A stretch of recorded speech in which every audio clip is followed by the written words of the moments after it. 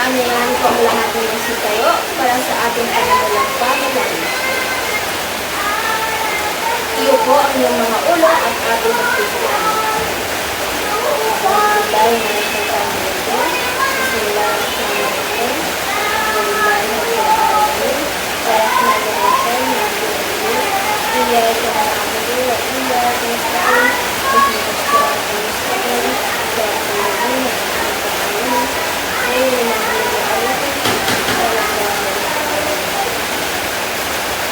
Magandang umaga mga bata. Kumusta naman po ang inyong kalagayan? Kumain ba ang lahat ng kanilang mga agahan?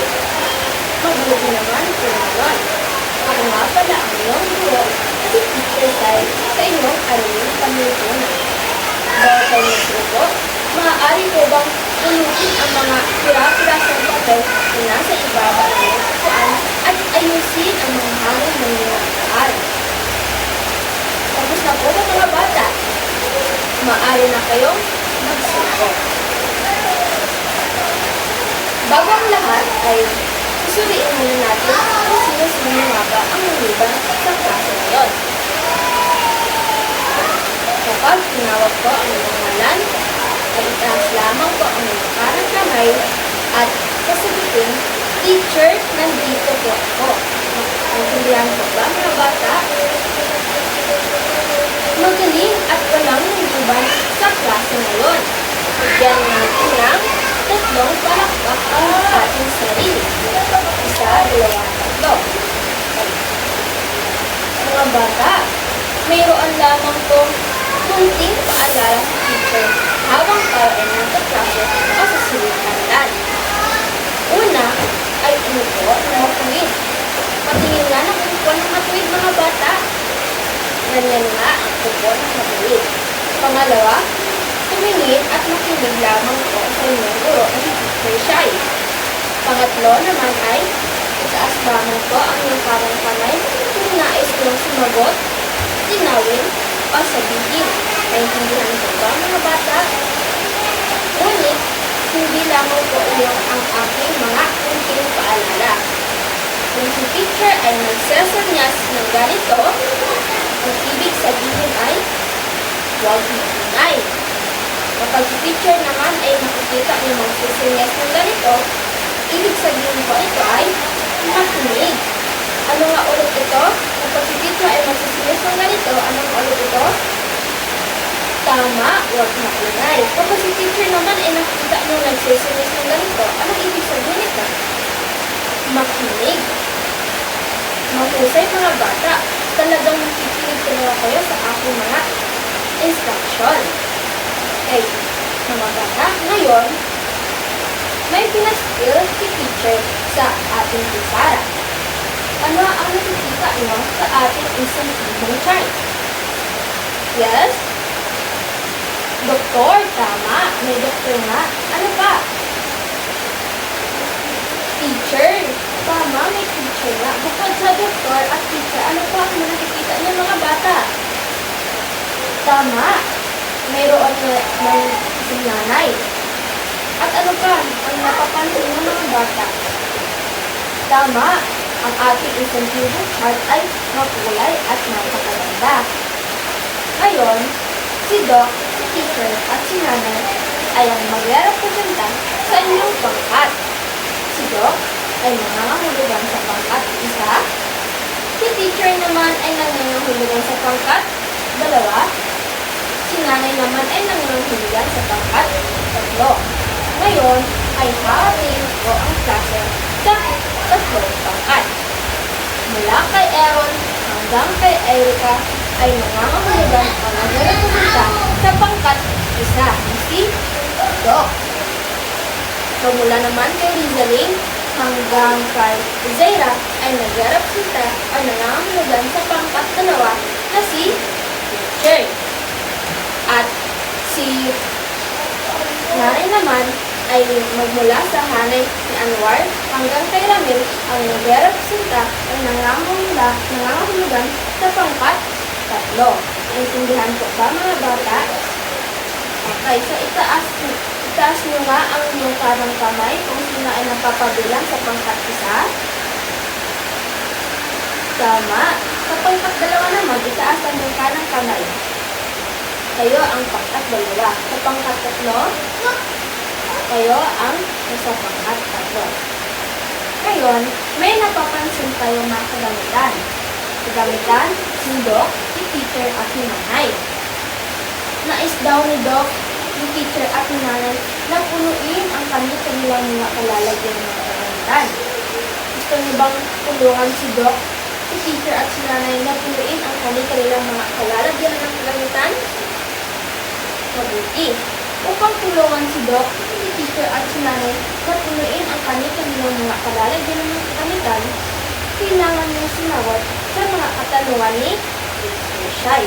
At ang bawat membro na makasagot sa katanungan ni Teacher Shai ay katumbas ng isang puntos o mga kagamitan ni Doc ba, teacher ba, o si nanay. Ngunit, kung sino ang pangkat ay ang sobrang ingay, ay magbabawasan ito ni Teacher Shai. Kaya dapat ay kailangan na wag maingay at makulit kay Teacher Shai. At syempre na makilahok sa mga aktividad natin mamaya. At kung sino mang pangkat na madaming natipon na kagamitan, ay siya kung silang mananalo. Gusto nyo ba yun, mga bata? Okay. Mga bata, nais mo bang makinig ng kwento patungkol sa isang pamilya? Okay, mga bata. Tayo ay nakatira sa ating tahanan kung saan ang ating pamilya ay inaalagaan tayo at pinapalaki. Ito ang kwento ni Laya. Si Laya ay ibinahagi niya ang kanyang kwento, ibinahagi niya ang kanyang karanasan noong pandemya. Alamin nga natin kung ano ang natutunan ni Laya sa loob lamang ng kanilang tahanan. Okay, handa na ba kayo makinig mga bata? Makinig kayo mga bata dahil pagkatapos ako magkwento, pagkatapos ko babasahin ang kwento ni Laya, ay may mga katanungan si teacher na dapat kong sagutin. At kung sino mang bawat pangkat ang makasagot sa katanungan ni Teacher Shai, ay bibigyan ko ng isang puntos o kagamitan ni Doc, teacher o si nanay ba. Handa na ba kayo mga bata? Na kapag handa na kayo mga bata, bigyan ako ng isang palakpak, bigyan ako ng isang tagyak, iwagayway ang kamay. Sabay-sabay tayo. Bigyan ako ng isang palakpak, bigyan ako ng isang tagyak, iwagayway ang kamay. Talagang handa na ang aking mga estudyante. Okay. Sisimulan na natin ang ating kwento. Ang pamagat ng kwentong ito ay Ako, si Laya. Ako, si Laya. Nasa ika-2 baitang ako sa mababang paaralan ng bayan namin. Wow, katulad ninyo na nasa ika-2 baitang din si Laya.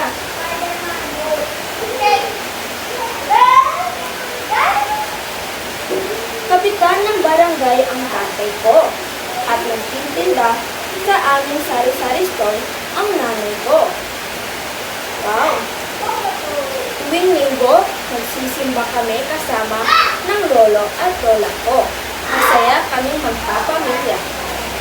So, sa tuwing linggo daw ay nagsisimba daw sila sa kanyang lolo at lola. Isang araw, bigla na nang tumigil ang pagpasok sa paaralan. Wala, bakit kaya biglang tumigil ang pagpasok nila sa kanilang paaralan? Aalamin natin sa susunod na pagina. May epidemya raw, sabi ni Mama. May sakit na kumakalat, sabi ng tatay. Mula noon, hindi na lumalabas si Lolo at si Lola, at pati na rin ako, kasi mas madalas daw nahawa ang mga bata at ang mga matatanda, kaya hindi na sila lumalabas sa kanilang tahanan. Sa susunod na pahina naman, naging abala din si Papa sa pagtulong sa mga kababayan namin. May mga araw na namimigay sila ng pagkain, kasama ng kanyang kagawad at tanod. Noon ko nakita kung paano magtutulungan ang mga tao sa paligid namin. Nagustuhan niyo ba ang kwento nila yung mga bata? Okay.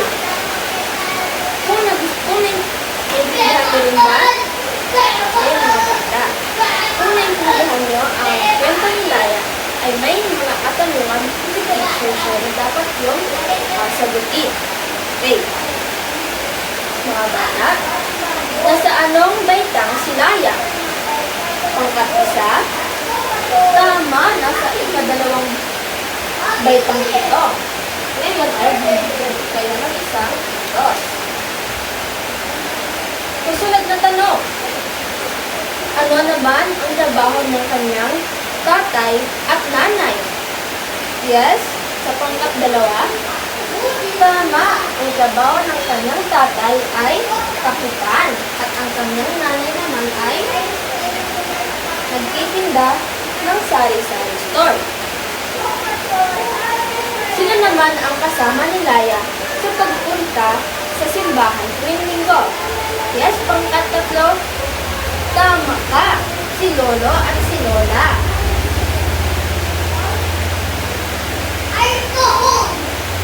Susunod na tanong.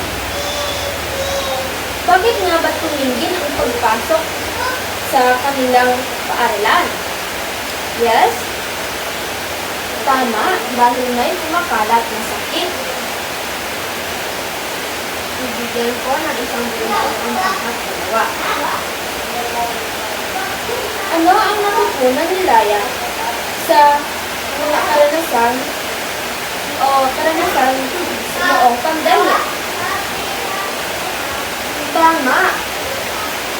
Natutunan niya na kamag-anak man o hindi, may maasahan ng tulong sa komunidad. Sa papaanong paraan naman na makatulong ang kanyang tatay sa kanilang barangay. Sa pangkat-isa, tama sa pagbibigay ng pagkain kasama niya ang kanilang kagawad at tanod. Mabuti naman mga bata at naisagot niyo ang aking mga katanungan. Talagang magkikinig talaga kayo sa aking kwento. Lahat tayo ay may napulot na leksyon sa ikinuwento ni Laya. Salamat Laya at ikinuwento mo sa amin ang iyong karanasan noong pandemya. Isa na dito ang masusi sa pag-aalaga sa ating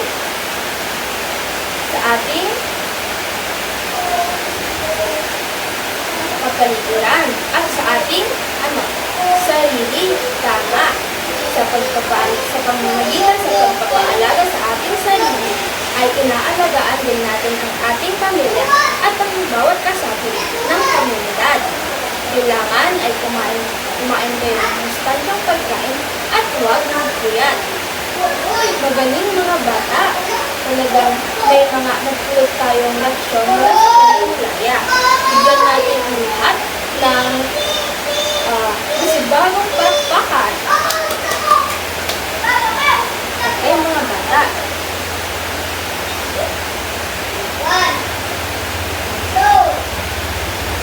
Bago natin simulan ang ating talakay ngayon ay magbalik tanaw muna tayo sa ating aralin kahapon. Ano ang nanalakay natin kahapon?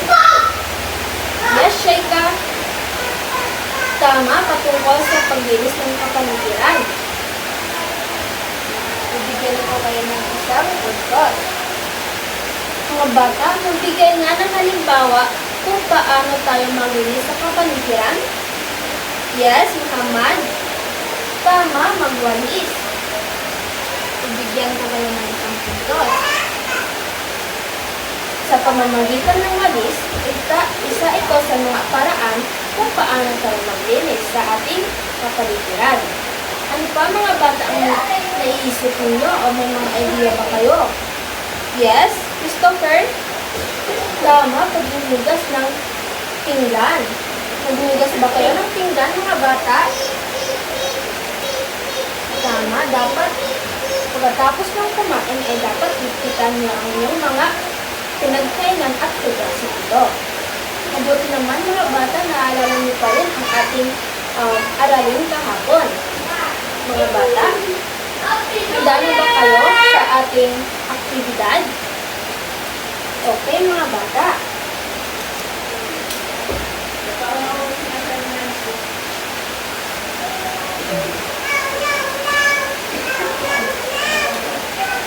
Ngayon ay, naalala niyo pa ba ang mga pangkat na nasa sa inyo? Kaya ito ang pangkat 1, pangkat 2, pangkat 3. Ngayon ay, bubuo kayo ng maliit na bilog. Pero, may mga instruction muna na ibibigay sa inyo si Teacher Shai para makagawa ng isang maliit na bilog at para din na mabawasan ang ingay sa loob ng klase. Kapag si teacher ay sasabihin 1, lahat ay tatayo. Kapag si teacher magsabi ng 2, lahat ay magbubuhat ng kani-kanilang mga bangko. Kapag si teacher magsabi ng 3, dapat lahat ay nakapwesto na. Kapag sasabihin ni teacher ng 4, lahat ay ibababa ang kani-kanilang mga upuan. Kapag sasabihin ni teacher ng 5, lahat ay kasabay na uupo. Maliwanag po ba yung mga bata? Yung mga bata, handa na ba sila? At kung sino mga pangkat ang may malinis na bumuo ng isang maliit na bilog at hindi maingay, ay bibigyan ko ng tig 1 pesos. Kaya handa na ba? Kaya 1, 2, 3. Tumayo ang lahat. 2, buhatin na ang inyong malangkot. 3, pumesto. 4, ibaba ang upuan. 5, magupo. Magaling, mga bata, at naintindihan niyo talaga ang aking instruksyon. Ngayon, ay bibigyan ko kayo ng tig-1 puntos. 1 puntos sa pangkat 1, 1 puntos naman sa pangkat 2, at 1 puntos naman sa pangkat 3. Okay, mga. Sa ating aktibidad ay may mga sobre na ibibigay sa inyo ng teacher. At ang lalulin ninyo ay buuin lamang ito, buuin ang mga pira-pirasong papel at ibigay ito sa kusara. Maliwanag po ba, mga bata? Ito sa pangkat 1, ito naman sa pangkat 2, at ito naman sa pangkat 3. Okay.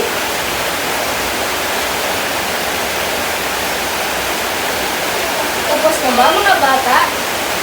Okay, idikit ko na ang inyong mga nagawang ang inyong aktibidad. Magaling, mga bata, at nabuo ninyo ang ating larawan. Pangkat 1, ano ang nabuo ninyong larawan? School. Pangkat 2 naman, ano ang nabuo ninyong larawan? Tama, simbahan. Pangkat 3, ano ang nabuo ninyong larawan? Pamahalaan. Magaling, mga bata. Ngayon, bigyan natin ang ating sarili ng sikaling palakpak. 1, 2, 3, chikating, chikating. Ay, lahat tayo ay sabay. 1, 2, 3, chikating, chikating. At bibigyan ko ang bawat pangkat ng tig-2 puntos. Sa pangkat 1, 2.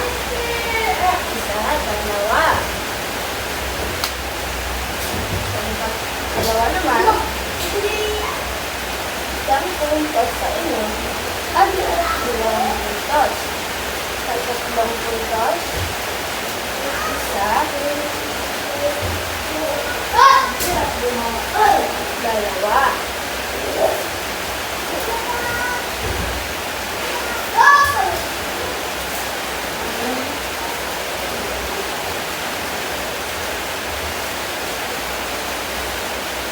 Ngayong mga bata,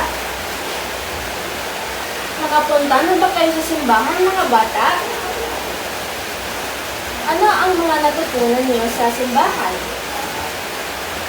Mga mabubuting asal, tama.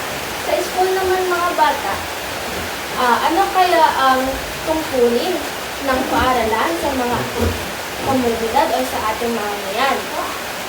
Tama, magturo ng kung paano magbasa, magbilang at magsulat.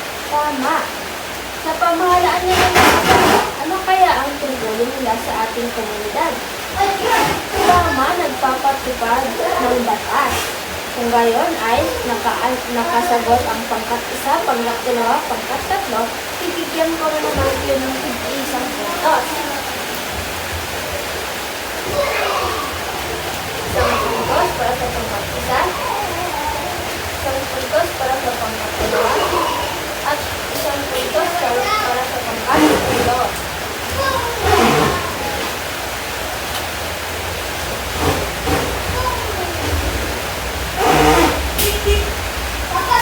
Mga bata, base sa ating aktibidad at ang ating kwento at tungkol sa pamilya, ano kaya sa tingin niyo ang ating aralin ngayon? Tama, mga bata, patungkol sa tungkulin ng komunidad. Magaling mga bata at nakuha nyo o na tukoy nyo ang ating aralin ngayon. Pagkatapos ng 30 minutong talakayan, ang mga mag-aaral na nasa ika-2 batang ay inaasahang gawin ang mga sumusunod na may 80% na antas na kahusayan. Natutukoy ang mga angkop ng mga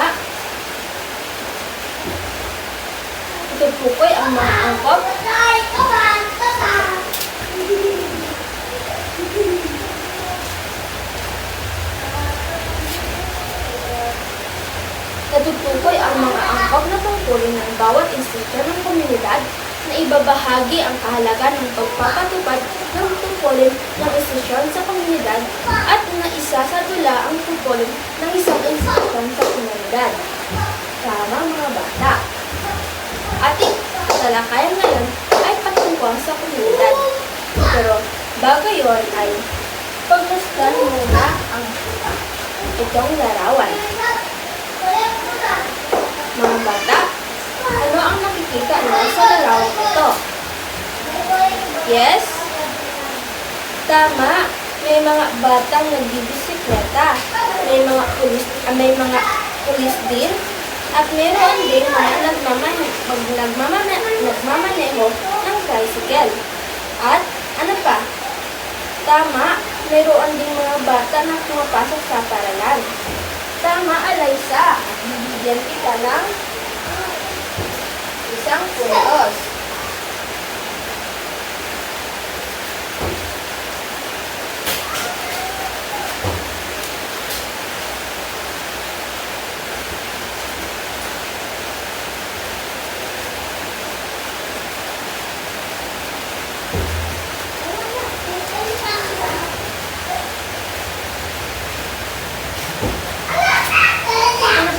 Bata ang nakikita ninyo.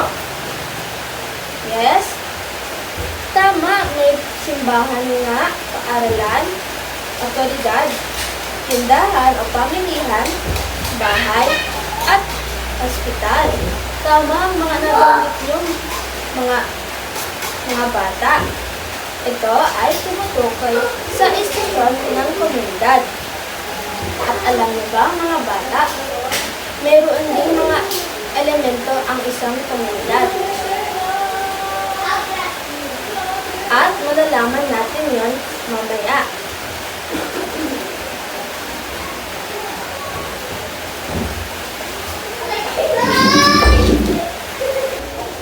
Basahin nga mga bata ng sabay-sabay. Komunidad.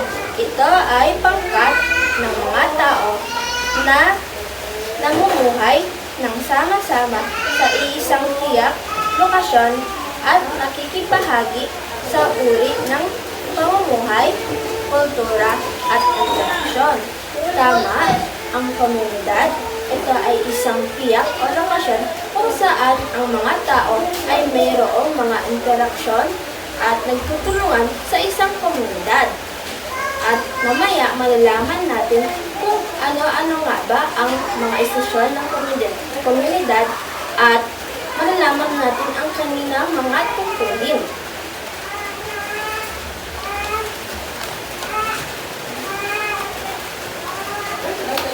Basahin nga mga bata ng sabay-sabay. Pamilya. Ito ay binubuo ng mga magulang at mga anak. Sino-sino yun mga bata? Si nanay, si tatay, si ate, si kuya, at si bunso. Kabilang din ang mga iba pang kamag-anak tulad ni lolo, lola, at pinsan. Magbigay pa ng halimbawa ng kamag-anak mga bata. Tama, si tito, si tita. Ang pamilya, sila ay nag-aalaga at nagpapalaki sa atin. Sila din ang nagpoprotekta sa atin. Sila ay nag-aalaga sa atin kung mayroon tayong mga sakit. Diba mga bata? Okay.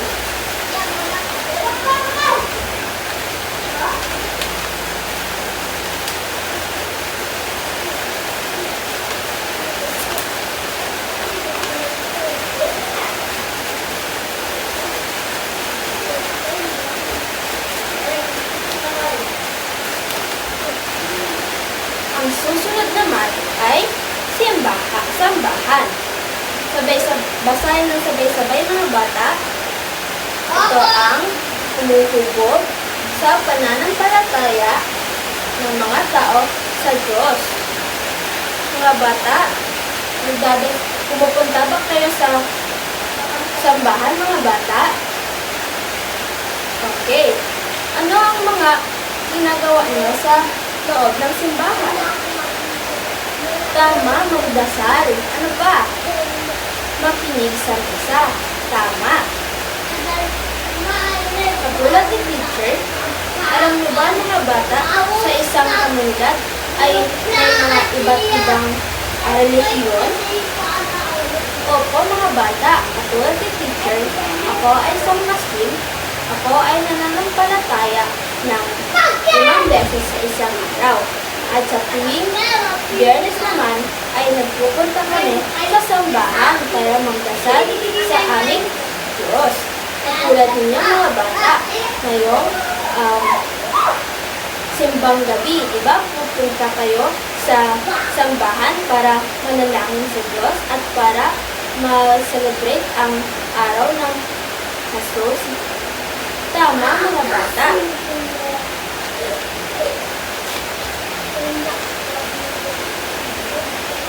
Susunod naman ay basahin mga bata. Sektor o kalakalan. Kinakailangan maghanap buhay ng mga tao upang kumita at may pambili ng mga pangangailangan. Halimbawa, pagtitinda, pagmamaneho ng tricycle. So, ang sektor, ito ay ang mga hanap buhay o trabaho ng inyong mga magulang. Katulad ng magulang ni Laya, ang kanyang tatay ay kapitan at ang kanyang nanay ay nagtitinda ng paninda o sari-sari store sa kanilang baryo upang may matustusan sila sa pang-araw-araw na kailangan, katulad ng pagkain, damit. Magbigay pa kayo ng halimbawa ng isang trabaho ng isang magulang. Yes? Tama, isang karpintero. Ano pa mga bata? Yes? Isang mangingisda. Tama! Isa din yan sa mga sektor o kalakalan o trabaho ng isang magulang. Tama mga bata. Kung ngayon ay naintindihan niyo talaga ang aking pinalakay. Mga bata,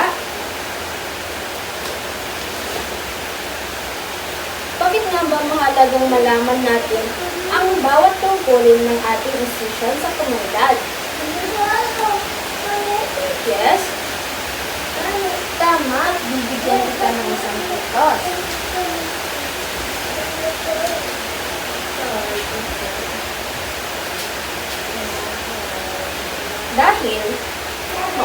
Dahil dapat natin alamin o maunawaan ang tungkulin sa komunidad para malinawan sa atin o para alam natin kung paano nga ba gumagana ang isang lipunan o komunidad.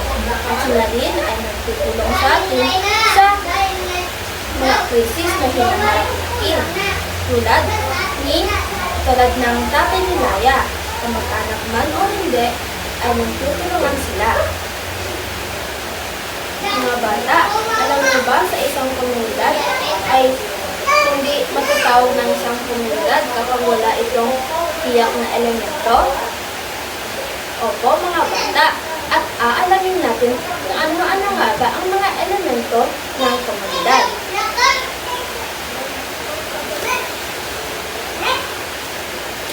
Elemento ng komunidad. Basahin nga mga bata, nakatira sa isang tiyak na lokasyon o lugar. Tulad, halimbawa na lamang, tulad ni Laya. Si Laya at ang kanyang kaibigan ay nakatira sa isang lugar sa barangay Uno. Si Laya at ang kanyang kaibigan ay nakatira sa isang lugar at lokasyon na ang pangalan ay Barangay Uno. Pangalawa, nagpapakita ng pagkakaunawaan sa pamamagitan ng interaksyon at komunikasyon gamit ang partikular na wika. Halimbawa na lamang sa litratong ito. Ang dalawang bata ay nagkakaintindihan sapagkat iisa ang kanilang lengguwahe o kanilang wika. Ang sabi ng bata, hintayin mo ako. At ang sabi ng kanyang kaibigan, bilisan mo, baka mahuli tayo. Ang dalawang bata ito ay nagpapakita lamang ng pagkakaunawaan sa isa't isa sapagkat pareho silang ginagamit na wika ay ang wikang Tagalog. At nagpapakita din na sila ay sa iisang komunidad. Halimbawa na lang sa ikadalawang pangkat ay ang dalawang babae na magkaibigan. Ang dalawang babae ay nagkakaintindihan sila sapagkat iisa ang kanilang gamit na wika at ang wika na ginagamit nila ay Bicolano at sila ay taga-Bicol. Ano-ano nga ulit ang mga nabanggit kong elemento? Yes, tama. Una, kung ang komunidad ay may tiyak na lokasyon, parehong lokasyon at lugar. Pangalawa naman ay kung ang komunidad ay mayroong pagkakaunawaan at magkaroon ng interaksyon sa pamamagitan ng partikular na wika. Tama, at ibigyan kita ng isang puntos, Marimar.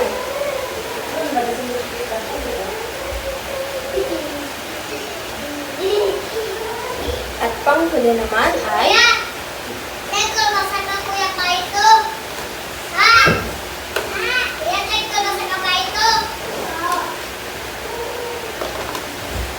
basahin ng sabay-sabay mga bata.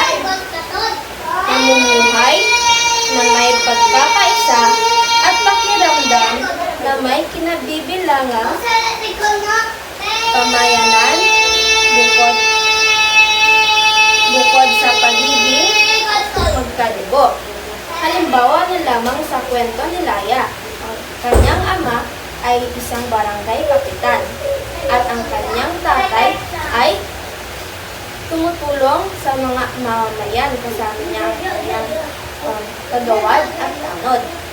Nagpapakita lamang ito na si Laia ay talagang nakatira sa isang lugar, sa isang komunidad, sapagkat ito ay nagpapakita ng pagkakaisa at pagtutulungan. Naiintindihan niyo po ba, mga bata? Ngayong mga bata, ano-ano nga ulit ang mga elemento na nabanggit ko? Tama, princess. Bigyan ng isang puntos.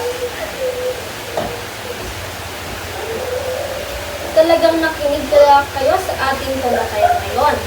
Bigyan natin ng Jollibee Club ang lahat. Alam niyo ba yun, mga bata? Ganito lang yun, mga bata. 1, 2, 3.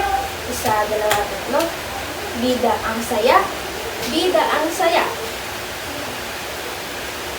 Sabayin niyo nga ako, mga bata. 1, 2, 3. 1, 2, 3. Bida ang saya. Bida ang saya. Ngayon ay natapos na ang ating talakayan. Ngayon ay gagawa kayo ng ating aktibidad. Ang bawat miyembro ay maggawa ng isang pagsasatula patungkol sa pagpapahalaga ng tungkulin ng bawat institusyon ng komunidad. Si teacher ay magbibigay sa inyo ng senaryo na dapat ipakita ninyo kung paano pagpapahalaga ang tungkulin ng bawat institusyon sa komunidad. Naintindihan po ba, mga bata? Okay. Sa pangkat 1, ito ang iyong senaryo. Paano makakatulong ang guro sa estudyanteng nahihirapan sa kanilang gawin? At ang kailangan dito ay dapat mayroon kang isang guro at ang mga estudyante. At dapat naipakita nyo dito ang tungkulin ng isang guro. Sa pangkat 2 naman ay paanong paraan nagkakatulong ang sambahayan sa mga tao sa paaralan ng paanong paraan makakatulong ang sambahayan sa mga tao sa panahon ng krisis. Yun ang inyong senaryo pangkat 2. At kailangan dito ay meron sa inyo na isang pari at ang mga residente. At ang pangkat 3 naman ay ano-ano ang mga hakbang na gagawin ng kapitan upang mapalusyonan ang pagbaha sa basura sa inyong barangay.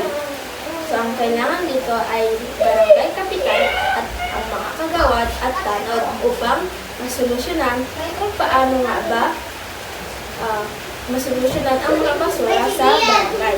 Naintindihan po ba, mga bata? Bibigyan ko lamang kayo ng 5 minuto para ipresenta ang inyong pagsasabula dito sa harapan.